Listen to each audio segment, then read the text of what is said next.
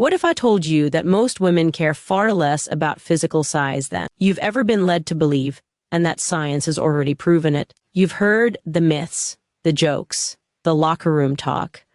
But the truth is something completely different. Today we're going to look at what women actually want, what decades of research really show, and how men, especially men over 50, can bring back confidence and satisfaction without ever worrying about measurements again. Hi everyone, I'm Dr. Nora Hayes, urologist and women's health specialist. On this channel, I translate real medical science into plain English so you can take control of your body, your relationships, and your confidence. This conversation is one that many men avoid, yet almost everyone thinks about. And I promise by the end of this episode, you'll see yourself and your relationships with clearer, kinder eyes. Let's start with the obvious. Our culture is obsessed with size. Movies, magazines, even stand-up comedy keep repeating the same message that bigger equals better. It's easy to laugh along, but for many men that joke becomes a quiet worry. I meet patients in their 50s, 60s, even 70s who still carry a sense of comparison that started back in their teens. They wonder if they're enough, if aging has changed them too much, if their partner notices. Here's the honest truth, that anxiety is one of the most common issues I see in my practice, and it has nothing to do with numbers. It has everything to do with misinformation. So let's clear that up. Researchers have studied this question carefully without sensational headlines across multiple universities, including UCLA, University College London, and others. Women were asked to rate their preferences using anatomical models and survey data. The average answers fell comfortably within the same general range you'll see in standard medical textbooks. But what mattered more by far was comfort, emotional closeness, communication, and foreplay. In one large study, over 70% of women said emotional connection and partner attentiveness predicted their satisfaction far more than any physical characteristic. Another survey found that confidence, humor, and good hygiene scored higher than anything else. Those may not sound dramatic, but they're the foundation of real intimacy. Now, I want to speak directly to my gentlemen over 50. Your bodies have changed, of course they have. Hormones, circulation, muscle tone, even sleep patterns evolve with time. Testosterone levels slowly decline. Blood flow may not be as quick or strong, and recovery takes longer. None of that means you're broken. It means you're human. What often happens, though, is that normal physical change triggers old insecurities. Maybe you notice you don't feel as firm or as spontaneous as you used to. Maybe you compare yourself with younger men online and assume something's wrong. I can't emphasize this enough. Most of what you see in media is fantasy. The real measure of satisfaction, especially in long-term relationships, is connection, not competition. I often tell my patients, intimacy after 50 is not about performance, it's about presence. You've lived, you've learned, you know how to listen. And that is precisely what partners value most. When women in midlife were interviewed about what makes intimacy fulfilling, the top answers were tenderness, patience, communication, humor, and feeling emotionally seen. Notice what's missing from that list? Size. Most women simply don't think about it the way men imagine they do. What matters is trust, rhythm, and how comfortable they feel being themselves with you. Think of it like music. A song isn't good because the volume is high. It's good because the melody connects. For men in their 50s and beyond, there are also very real physical factors that can support confidence and stamina. Circulation is crucial, and that depends on cardiovascular health.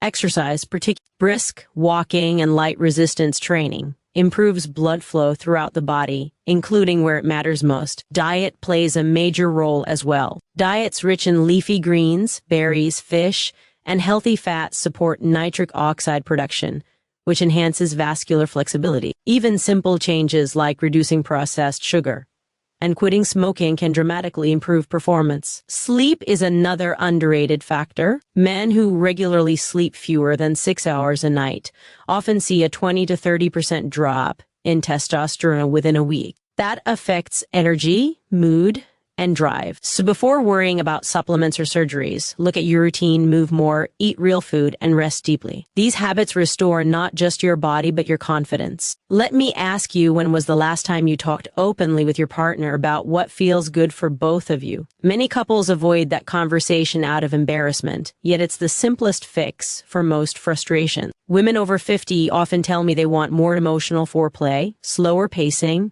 and reassurance that their partner is interested in them as a person, not just at the goal. Gentle curiosity beats bravado every time. Aging also affects women's bodies. Hormonal changes can reduce natural lubrication and make tissues more sensitive. When both partners understand that, they stop misreading discomfort as disinterest. A bit of patience and communication turns an awkward moment into closeness. So here's a challenge for you. Instead of asking, "Am I enough?" try asking, "How can we enjoy each other more?" That single shift away from measurement and toward connection changes everything. You might be thinking, that sounds nice, but confidence is easier said than done. Absolutely. Confidence isn't pretending, it's remembering your value. You've raised families, built careers, survived stress and setbacks. That experience gives you depth, humor, and steadiness that younger men can't fake. When you bring that energy into intimacy, it shows. Another point the studies highlight: women are highly responsive to how a partner treats them outside the bedroom. Small gestures, listening, kindness, playful affection translate directly into attraction. In other words, foreplay starts long before any physical contact.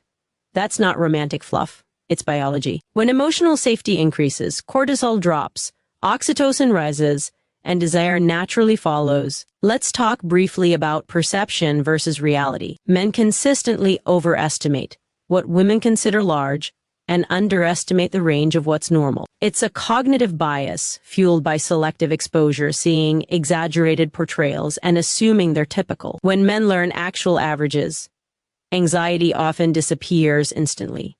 The mind relaxes, and with it, the body. Here's another question. Have you ever noticed that anxiety itself can interfere with performance? It's called the spectator effect. When you worry about how you're doing, your nervous system releases adrenaline, constricting blood vessels and reducing arousal. It's the same chemical reaction that would help you run from a tiger, but it's not helpful here. The antidote is mindfulness. Focus on sensation, not evaluation. Deep breathing, slow rhythm, eye contact to calm your system and keep you present. Aging brings wisdom, but it can also bring fear of losing relevance. Society glorifies youth, yet mature intimacy has its own kind of power. Many women describe relationships with older partners as more grounded, attentive, and emotionally satisfying. You've had years to learn that pleasure is mutual, not performative. Now, some practical science for maintaining sexual health after 50.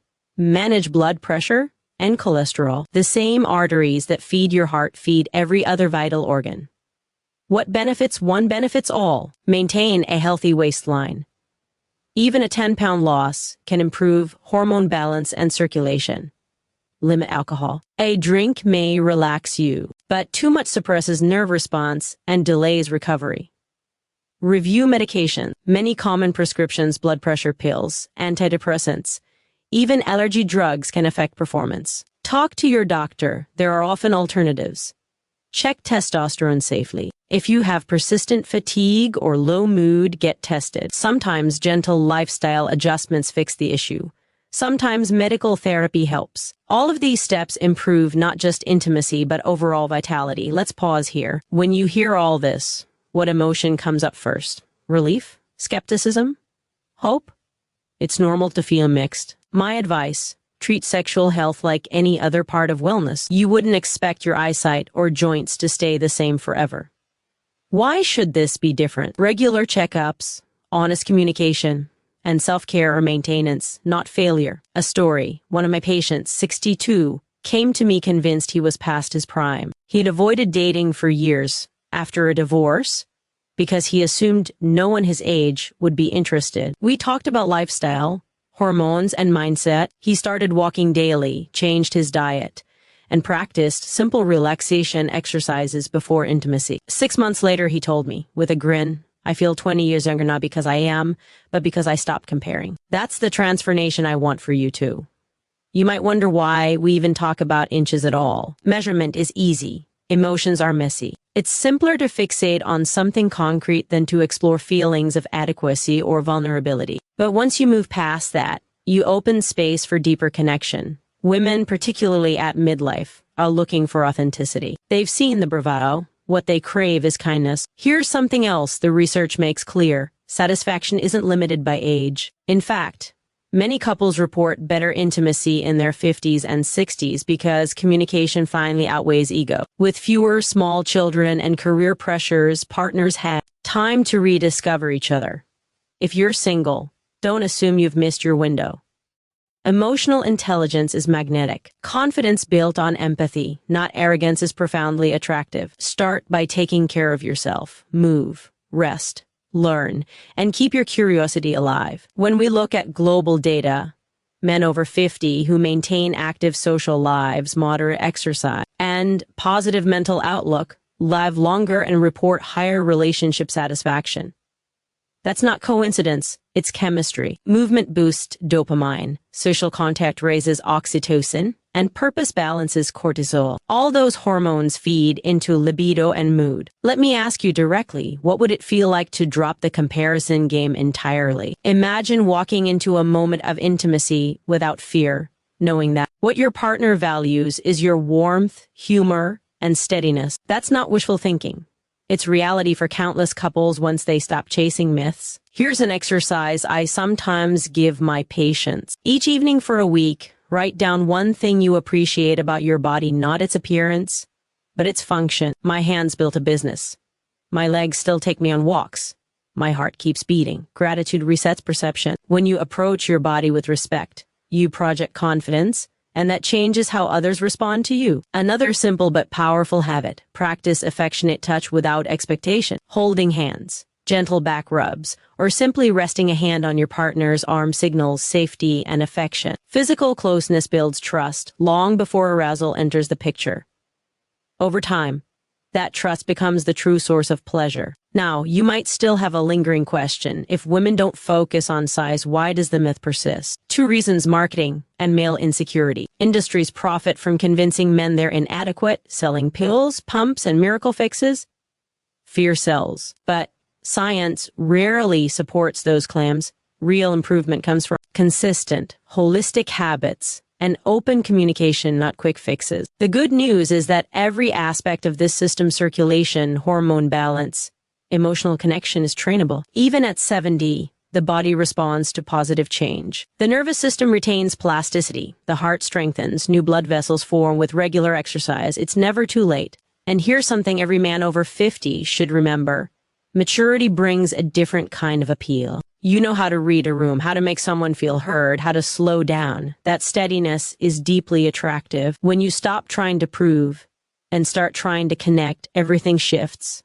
Let's return to where we began. You were told that women want something specific, measurable, maybe even unattainable. The evidence says otherwise. They want to feel desired, respected, and emotionally safe.